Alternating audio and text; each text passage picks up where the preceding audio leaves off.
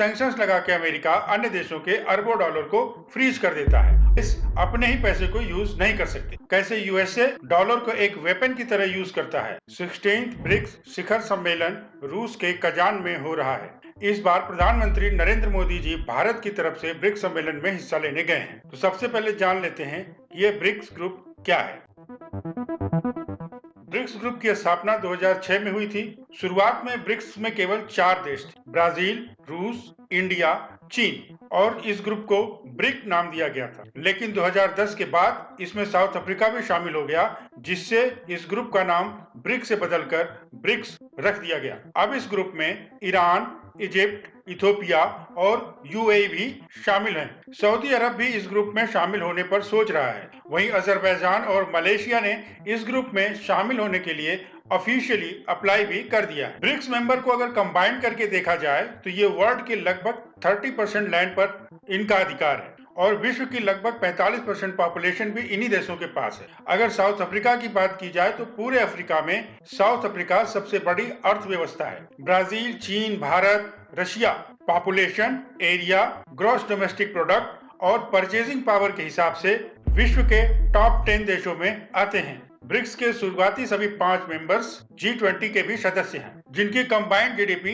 28 trillion US dollar है, जो सकल विश्व उत्पाद का लगभग 27% है, और इसका कंबाइंड फॉरेन रिजर्व लगभग 5.2 ट्रिलियन डॉलर है। अब ये सारे देश मिलकर यानी ब्रिक्स के मेंबर्स मिलकर एक अलग पेमेंट सिस्टम, जिसे ब्रिक्स पेमेंट कार्ड कहा जा रहा है, लाने की तैयारी कर रहे हैं, जिससे डॉलर पर डिपेंडेंसी कम की जा सके। क्या है ब्रिक्स पे कार्ड, इसकी जरूरत क्यों पड़ी, डॉलर का इसमें क्या रोल है, और कैसे यूएसए डॉलर को एक वेपन की तरह यूज करता है, और कैसे इससे भारत और अन्य देशों को फायदा होगा, इन सब पर इस वीडियो में बात करेंगे। लेकिन इससे पहले अगर आपने हमारा चैनल सब्सक्राइब नहीं किया है तो सब्सक्राइब कर लें। सबसे पहले जल्दी से जान लेते हैं कि क्या है ब्रिक्स पे कार्ड।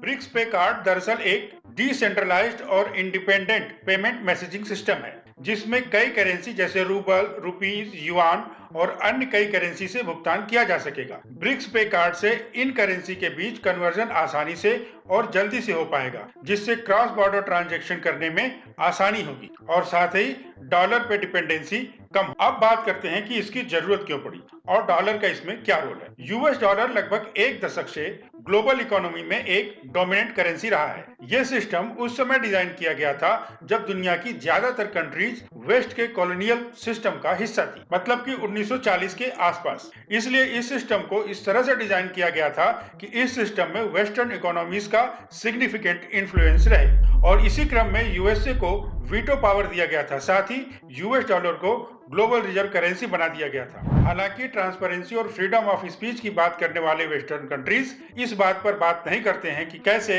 एक करेंसी ग्लोबल रिजर्व करेंसी भी रहेगी और किसी देश की करेंसी भी बनी रहेगी, क्योंकि ऐसा करने से कॉन्फ्लिक्ट ऑफ इंटरेस्ट आ जाता है। लेकिन वेस्ट जो करे वो सही, इसलिए कोई बात नहीं। अब आगे बढ़े। अब चूंकि यूएसए के पास वीटो पावर थी, तो जो भी देश इसको पसंद नहीं, मतलब जो भी देश इनकी बात मानने से इनकार करे, उस पर एक तरफा प्रतिबंध लगा देना आम बात हो गई, और जिससे अब तक करीब 1/3 देश यूएसए के सैंक्शंस के अधीन है। अब सैंक्शंस लगा के अमेरिका अन्य देशों के अरबों डॉलर को फ्रीज कर देता है। अब तक इसने रूस, Venezuela, Afghanistan, Iran, Libya, Syria, उत्तर कोरिया जैसे कई देशों के सेंट्रल बैंक में जमा सैकड़ों अरब डॉलर को फ्रीज कर दिया है, जिसे अब ये देश अपने ही पैसे को यूज नहीं कर सकते। अब ये यूएसए करता कैसे है, आइए इसको भी जान लेते हैं। अब मान लीजिए कि आप इंडिया में रहते हैं और आपको ब्राजील में पेमेंट करना है। ऐसे में 2 बैंक हैं जिनके बीच ट्रांजैक्शन होना चाहिए, पहला इंडिया का बैंक और दूसरा ब्राजील का बैंक। लेकिन समस्या है कि इन दोनों बैंक्स के बीच में कम्युनिकेशन कैसे हो। इसके लिए एक इंटरमीडिएटरी बैंक की जरूरत पड़ती है, और ये बैंक हमेशा से न्यूयॉर्क में है। अब दोनों बैंक यानी कि ब्राजील का बैंक और इंडिया का बैंक, ये दोनों बैंक न्यूयॉर्क बैंक से जुड़े हैं। ऐसे में दोनों बैंक न्यूयॉर्क बैंक से कम्युनिकेट करते हैं और जो भी पैसे का लेन देन होता है न्यूयॉर्क बैंक के थ्रू करते हैं। इसके साथ ही एक स्विफ्ट सिस्टम भी है, जिसमें डायरेक्ट इंडिया के बैंक से ब्राजील के बैंक को पैसे ट्रांसफर किए जा सकते हैं, पर इस पर भी यूएसए का कंट्रोल है। और यूएसए ये कहता है कि अगर कोई इन दोनों सिस्टम में से किसी भी सिस्टम को यूज करता है तो डिजिटली वो उसके टेरिटरी को टच करता है। ऐसे में यूएस के लॉ को मानना ही पड़ेगा। अब जो भी कंट्रीज यूएसए की बात नहीं मानती, उस पर एक तरफा सैंक्शंस लगाकर उसको इन दोनों सिस्टम से बाहर कर देता है, जिससे अब वो कंट्रीज किसी के साथ भी ट्रेड नहीं कर पाते। साथ ही सेंट्रल बैंक में रखे उस कंट्री के फॉरेन रिजर्व को भी फ्रीज कर दिया जाता है, जिससे अमेरिका उस कंट्रीज पर और दबाव बना पाता है। देख सकते हैं कि 1979 में ईरान का लगभग $12 मिलियन फ्रीज कर दिया गया। 2005 में कोरिया का $24 मिलियन, 2011 में लीबिया का $168 बिलियन, 2012 में सीरिया का $14 बिलियन, 2018 में ईरान का 100 to 120 बिलियन, 2018 में वेनेजुएला का लगभग 31 टन गोल्ड फ्रीज कर दिया गया। 2019 में वेनेजुएला का ही अगेन $342 मिलियन फ्रीज कर दिया गया। 2021 में अफगानिस्तान का $7 बिलियन फ्रीज कर दिया गया और अभी लेटेस्ट में 2022 में रूस का वूपिंग $300 बिलियन का फॉरेन रिजर्व फ्रीज कर दिया गया। यही कारण है कि सीरिया, चीन, ईरान, भारत और अन्य देश किसी और पेमेंट सिस्टम को लाने का प्रयास कर रहे हैं, ताकि यूएस डॉलर से डिपेंडेंसी कम की जा सके। इसके लिए डी डॉलराइजेशन पर विशेष रूप से जोर दिया जा रहा है और कंट्रीज को क्रॉस बॉर्डर ट्रांजैक्शन के लिए अपनी करेंसी को यूज करने की फैसिलिटी देने की कोशिश की जा रही है, जिससे कि करंट फाइनेंशियल सिस्टम द्वारा सेंट्रल बैंक में अपने रिजर्व को रखने की मजबूरी न। ऐसा देखा भी जा रहा है कि डी डॉलराइजेशन की तरफ से कई देश ऑलरेडी कदम बढ़ा चुके हैं। जैसे चीन ने 2023 में अपने क्रॉस बॉर्डर ट्रांजैक्शन का लगभग आधा हिस्सा अपनी करेंसी युआन में किया है। रसिया और चीन अपने बायलैटरल ट्रेड का लगभग 90% हिस्सा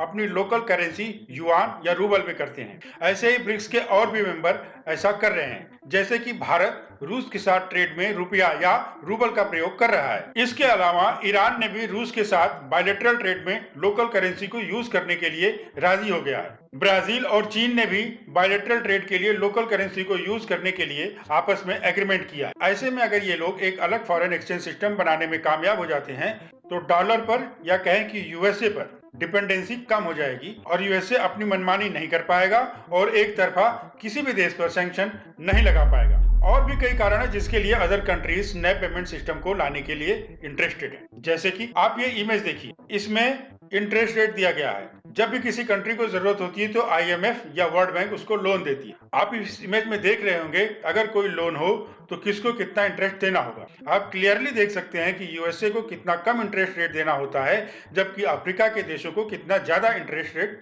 देना होता है। इस तरह के डबल स्टैंडर्ड और अमेरिका की मनमानी को रोकने के लिए ऐसा सिस्टम लाना भी अब अनिवार्य है। इससे डॉलर पर डिपेंडेंसी भी कम होगी और डॉलर की वैल्यू भी कम होगी और अमेरिका अपनी मनमानी कर एक तरफा किसी भी देश पर सैंक्शन नहीं लगा पाएगा। आपकी इस विषय पर क्या राय है, कमेंट बॉक्स में अवश्य बताएं। वीडियो को लाइक करें, शेयर करें।